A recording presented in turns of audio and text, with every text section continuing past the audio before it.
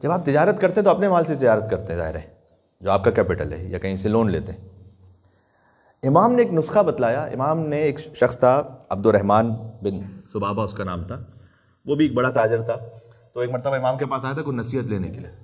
تو امام نے کہا کہ کیا میں تمہیں ایک ایسی نصیحت کروں کہ تم تجارت فقط اپنے مال سے نہ کرو بلکہ دوسروں کے مال میں بھی شریک ہو جاؤ، تم یعنی دوسروں کا مال بھی ایک طریقے سے تمہاری تجارت کے کام آ جائے۔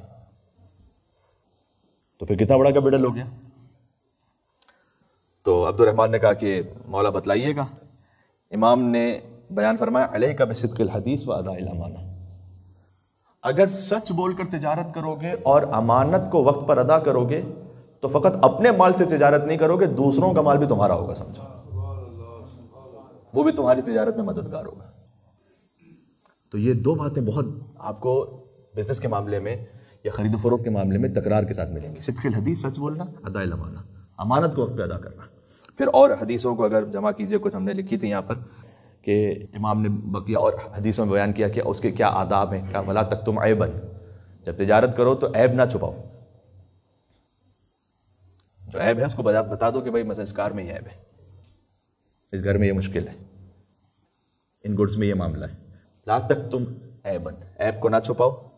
لا تخف، یہ بھی ہے حدیث میں، تجارت کرتے ہوئے گھبراؤ نہیں، خوف نہ کرو ورنہ آگے نہیں بڑھ سکو گے۔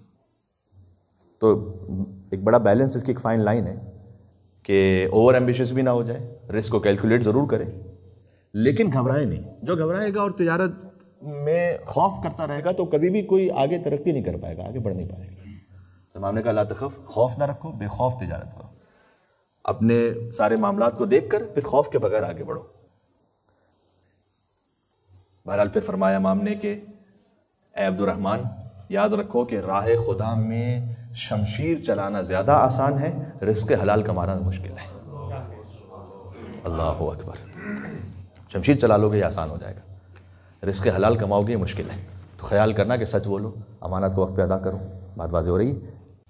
یہ آج کی گفتگو کیوں ہوئی؟ سورہ نور کی آیت نمبر 37 کی روشنی میں کہ اللہ تعالیٰ نے کہا کہ کچھ اللہ والے ایسے ہیں کہ جنہیں ان کی تجارت یاد خدا سے غافل نہیں کرتی۔ وہ کون سی تجارت ہے جو یاد خدا سے غافل نہ کرے؟ وہ یہ تجارت ہے جو ابھی عرض ہو گیا۔